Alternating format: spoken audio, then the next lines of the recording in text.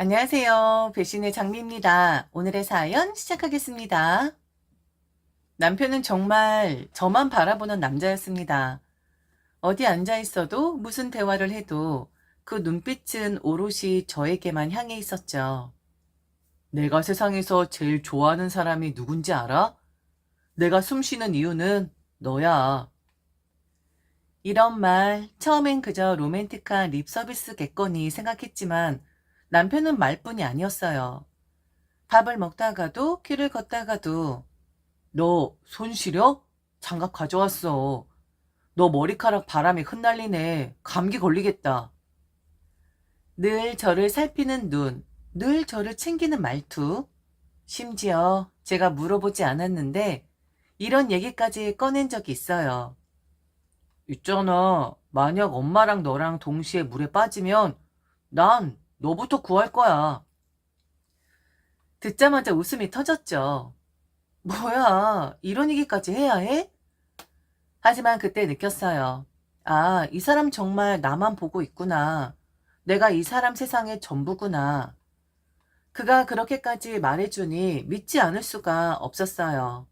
이 남자라면 내 전부를 맡겨도 되겠구나 싶었죠. 남편의 사랑 고백은 점점 더 커졌습니다. 결혼해줘.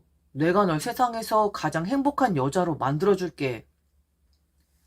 한 번, 두 번, 아니 그보다 수십 번 그는 같은 말을 반복했어요. 결국 저는 그 약속을 믿었고 그의 손을 잡았습니다. 결혼하고 보니 남편은 정말 결혼 전과 후가 똑같은 사람이었어요. 집에 들어오자마자 여보 하고 반기는 목소리, 제가 뭘 좋아하는지 척척 기억해내는 섬세함, 그리고 무엇보다 그 시선이 늘 저에게만 고정된다는 것. 누구한테나 결혼 후에 조금은 변한다고들 하잖아요. 근데 제 남편은 정말 안 변했어요. 아니, 오히려 더 노골적으로 저를 향해 있었달까요? 오늘 뭐 먹고 싶어? 하루 종일 생각했는데 당신 피곤할까봐 이거 사왔어. 그 다정함은 참 고마웠죠. 결혼해서도 여전히 나만 바라보는 남자라니. 그런데 그 다정함이 문제가 될 줄은 몰랐어요. 당연히 이런 아들을 가진 시어머니라면 우리 아들 멋지게 컸네 하고 기뻐해야 하는 거 아닌가요? 근데 아니었어요. 시어머니는 저를 보며 입꼬리를 살짝 올리더니 이런 말을 하셨어요. 결혼 전엔 정말 나한테 다정한 아들이었지. 내게 최고로 살가운 아들이었어. 아들이지만 딸 같았다고 해야 하나? 네, 남편이 참 살가운 사람이라서 저도 참 좋아요. 그래, 좋겠지. 그렇게 좋니? 내 앞에서 실실 웃을 만큼? 네가 지금 나한테서 내 아들을 빼앗아 간 거야. 알아? 순간 훅 하고 저를 치는데 너무 놀랐었습니다. 결혼 전에 내가 전화하면 뭐 하던 거 다 멈추고 달려왔는데 결혼 전에 내가 입만 열면 먼저 챙겨주던 아들이었는데 결혼 전엔 우리 집에서 제일 살가운 게 그 애였는데. 듣고 있자는 한숨이 절로 나왔어요. 시어머니의 말투는 마치 내 딸보다 더 딸 같던 아들을 제가 빼앗아 간 것이다 라고 말을 하는 것처럼 들렸거든요. 시어머니의 태도는 정말 불편했어요. 뭐라 딱 잘라 말하기 힘든, 숨소리 하나 잘못 쉬면 쨍그랑하고 깨질 것만 같았죠. 하지만 남편이 너무 잘해줬어요. 아침마다 여보 잘 잤어? 하고 웃으며 커피를 내밀고, 회사 점심시간엔 밥 먹었어? 하고 챙기고, 퇴근하면 오늘 힘들었지? 하며 제 어깨를 감싸 안아줬죠. 이런 남편인데 제가 굳이 문제를 만들 필요가 있나? 그런 생각이 들더라고요. 그래서 시어머니가 불편한 말들을 해도 그냥 듣고만 있었어요. 왜냐면 제가 뭐라고 대꾸하면 괜히 잘난 척하는 것처럼 보일 것 같았거든요. 내 아들 빼앗아 가더니 이젠 저것이 아들이랑 나 사이를 이간질하네? 이런 뉘앙스로 보일까봐 아무 말도 안 하고 참았어요. 하지만 제가 가만히 있으니까 시어머니의 만행은 점점 심해졌습니다. 하루는 갑자기 시어머니에게서 전화가 왔어요. 목소리부터 심상치 않았죠. 미정아, 너 지금 시간 있니? 네? 무슨 일이세요? 너 지금 당장 와야겠다. 아버지랑 싸웠어. 사실 시아버지와 시어머니 사이가 좋지 않다는 건 결혼 전부터 알고 있었어요. 근데 그 싸움의 중재자로 제 이름이 올라올 줄은 몰랐죠. 저는 조심스레 말했죠. 어머니, 저는 뭐라고 말씀드려야 할지도 모르겠고, 그리고 제가 뭘 할 수가 있나요? 근데 그 말이 끝나기도 전에 시어머니가 목소리를 확 높였어요. 뭐? 너 지금 주저하는 거야? 너 혹시 내가 이혼하길 바라는 거야? 네? 무슨 말씀이세요? 아들도 빼앗아 가더니 이젠 내 남편도 빼앗아 가고 싶은 거냐고! 순간 귀를 의심했어요. 아들을 빼앗아 갔다? 그리고 이제는 남편까지? 그 말이 얼마나 터무니없고 억지인지 듣는 순간에 화가 나기보다 허무하게 웃음만 나오더라고요. 내가 뭘 빼앗아가? 내가 왜? 왜 내가 이런 소리 들어야 해? 하지만 시어머니는 멈추지 않았어요. 끊임없이 전화하고 네가 안 오면 더 큰일 날 거다. 며느리라면 당연히 중재해야 한다. 그 억지와 난리는 매번 저를 향했죠. 그러다가 시누이와의 사이에서도 분란이 생기게 되죠. 남편은 처음부터 말렸어요. 여보, 진짜 생각 잘해. 애가 철이 없어서 더 힘들 거야. 우리 부부 생활에도 좋을 게 없어. 하지만 저도 어린 동생이 있었거든요. 그다지 살가운 시누이는 아니었지만 그래도 내 동생 같겠지 하는 생각이 들더라고요. 뭐 얼마나 있겠어. 잠깐인데 뭐. 이렇게 생각하며 찬성했어요. 그래서 취업을 한 시누이를 잠시 우리 집에서 지내게 했죠. 근데 한 달도 안 돼 일이 꼬였어요. 시누이가 다니던 회사를 딱 한 달 만에 그만둔 거예요. 아휴, 뭐 요즘 애들 그러기도 하지. 처음엔 이해하려 했어요. 힘들었겠구나 하고 위로도 해줬죠. 근데 문제는 그 다음이었어요. 나 이제 ASMR 유튜브 해보려고. 처음에 무슨 소린가 했어요. 근데 정말 시도 때도 없이 뭘 긁어대기 시작했어요. 손톱으로 박스를 긁고 나무 젓가락으로 책상을 톡톡 치고 스펀지를 주물럭거리고 밤엔 또 밤대로 마이크 앞에서 속삭속삭. 근데 진짜 화는 그 다음이었어요. 조금만 소리를 내면 지랄을 하는 거예요. 제가 냄비를 살짝 내려놔도 아, 언니, 지금 마이크 켜져 있는데. 남편이 퇴근하고 문 여는 소리에도 조용히 좀 해봐. 심지어 냉장고 문 여닫는 소리까지 신경질을 냈어요. 정말 왜 이래? 왜 다들 방해라고 그래? 다들 나가. 얼른 방해하지 말고. 일 관뒀으면 우리 집에서 나가야 하는 거였습니다. 그런데 이해해줬어요. 바로 나가라고 할 순 없으니까 이것이 봐주니까 결국엔 우리 보고 나가라고 하는 겁니다. 자기 방해하지 말라고. 결국 남편이 폭발했죠. 남편이 시누이 짐을 싸서 시댁에 데려다 놓았어요. 그리고 그날 밤 시어머니에게 전화가 왔습니다. 아니, 전화가 아니라 전화와 동시에 욕설이 쏟아졌어요. 너 지금 뭐 하는 짓이야? 내 딸을 내쫓아. 너는 진짜. 말도 안 되는 욕들이 이어졌고 심지어 시어머니가 직접 집까지 찾아와서 욕을 하고 물컵까지 던졌답니다. 물론 맞진 않았지만 너무 놀라운 일이긴 했죠. 시어머니 매일같이 저를 노려봤어요. 네가 우리 집 분위기를 다 깨는 것 같아. 시누이도 시누이대로 자기를 내쫓았다면서 카톡으로 폭탄 발언을 퍼부었어요. 띵동, 띵동, 띵동. 쉴 새 없이 오는 메시지. 내가 얼마나 좋아했었는데 이렇게 배신을 하다니. 이해해줄 것처럼 하더니 결국 내쫓다니 등등. 정말 정신이 없는 나날이었어요. 심지어 입에 혓바늘이 한 달 이상 가시질 않았어요. 그런데 정말 그런데 말입니다. 저는 더 충격적인 일을 경험하게 돼요. 참, 이렇게까지 다이나믹할 수가 있는 건지. 그날도 평범한 저녁이었어요. 남편은 퇴근하자마자 옷을 벗어 욕실로 들어갔고 핸드폰은 거실 테이블 위에 아무렇게나 던져놨죠. 그리고 욕실에서 들려오는 물소리 철철철.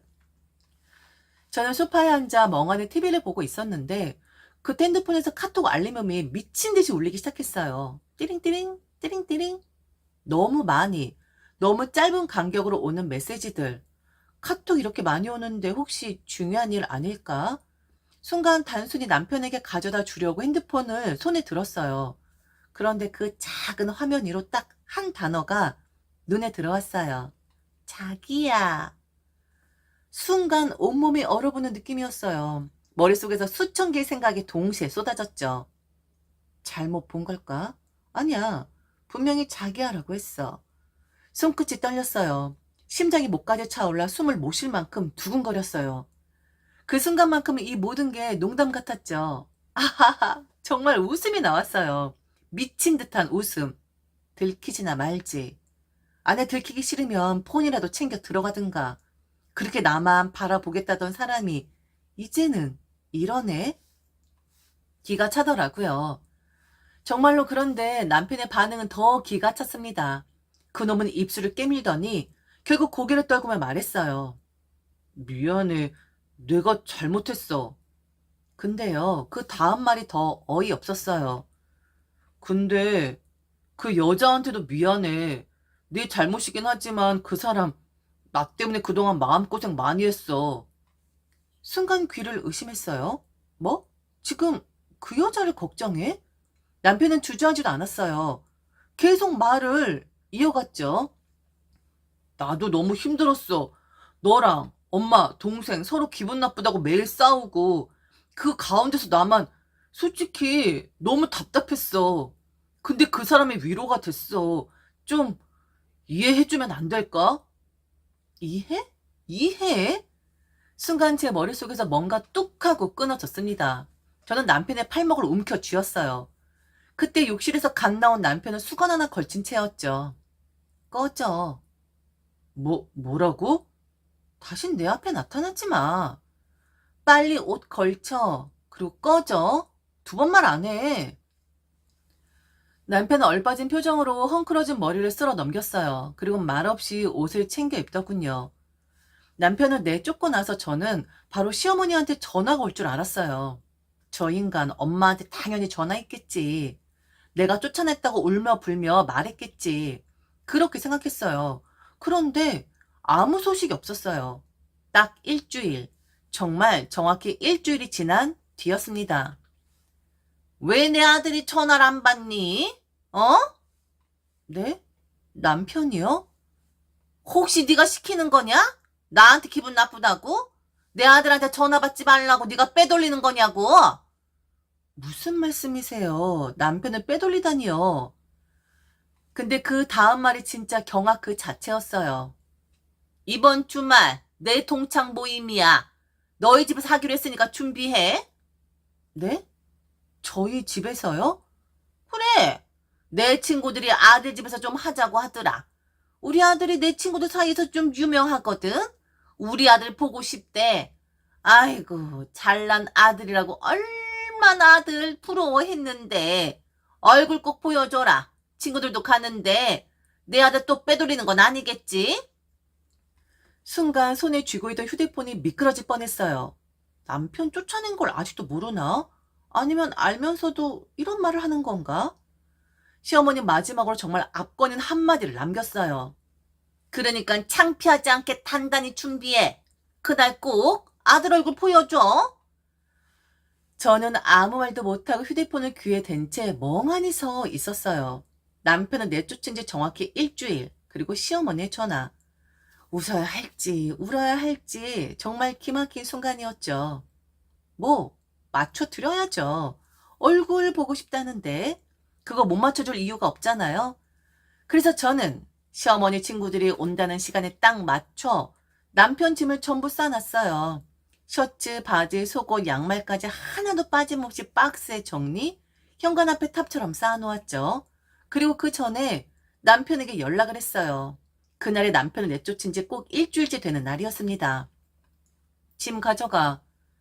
남편이 말도 못하고 침묵하자 저는 더 단단한 목소리로 이어갔어요. 네 말 이해해 줄게. 아니, 노력해 볼게. 그 여자 덕에 힘든 결혼 생활 위로받았다면서. 좋아, 이해해 줄게. 그러니까 그 여자한테 해코지 하는 걸 원하지 않으면, 상간녀 소송까지 들어가길 바라지 않는다면 그 여자 데리고 와서 내 앞에 무릎 꿇고 빌어. 그러면 용서해 줄게. 그날 모든 게 묘하게도 완벽하게 맞아떨어졌습니다. 시어머니와 친구들 도착하기 딱 10분 전, 남편과 그 여자가 집 앞에 나타났죠. 현관문을 열자마자 두 사람은 말도 없이 거실로 들어와 툭 소리를 내며 무릎을 꿇었습니다. 남편은 손바닥을 바닥에 붙이며 떨리는 목소리로 말했어요. 미안해. 내 잘못이야. 옆에 있던 여자는 화장까지 다 번진 얼굴로 울먹이며 고개를 조아렸습니다. 콧물이 흘러내리고 눈물이 바닥에 똑똑 떨어졌죠. 그들의 목소리가 거실을 채우는 사이 띵동 조인종 소리가 울렸습니다. 문을 열자 시어머니와 친구들이 우르르 들어왔습니다. 저는 활짝 웃었어요. 정말 반갑다는 듯이. 어서 오세요. 기다리고 있었어요. 그런데 현관 앞 짐더미가 눈에 들어오는 순간 공기가 삐걱였습니다. 박스엔 남편 이름이 큼직하게 적혀 있었고 옷, 속옷, 신발까지 빠짐없이 정리된 현관에 쌓여 있었죠. 시어머니가 눈을 크게 뜨며 말했습니다. 이게 뭐야? 친구들 사이에서는 웅성거림이 터졌죠. 어머, 저거 다 짐이야? 무슨 일 있는 거 아니야? 그리고 거실로 발을 들인 순간 그들은 더 큰 충격에 휩싸였습니다. 남편과 그 여자가 눈물 콧물 범벅이 된 채 무릎 꿇고 있는 모습. 어머 세상에, 성현이 지금 뭐 하는 거야? 이 여자 누구야? 친구들이 웅성거리자 시어머니는 다급히 남편에게 달려갔습니다. 너 뭐 하는 거야? 그리고 남편 옆에 무릎 꿇고 있는 여자 얼굴을 확 들추며 외쳤죠. 너는 누구야? 이 귀신 같은 년은 누구야? 순간 집안 공기가 꽉 멈췄습니다. 남편은 바닥만 보고 있었고 그 여자는 얼굴을 감싼 손을 덜덜 떨고 있었죠. 저는 그 장면을 보면서 차분하게 그리고 아무 일도 아니라는 듯이 말했습니다. 아, 어머니가 당신 얼굴 보고 싶다고 하셨거든. 그리고 친구분들도 그렇게 당신 얼굴 보고 싶다고 하셨다고. 다들 보세요. 여기가 그 잘난 아들 김성현 씨입니다. 아, 그리고 이 여자는요, 이 귀신 같은 여자, 바람난 여자예요. 너무 잘나서 결혼 2번 하고 싶은가 보네요. 어머니, 잘 보세요. 이런 사람이 바로 어머니 아들입니다. 잘난 아들? 잘난 아들이 아니라 바람 피우는 새끼고요.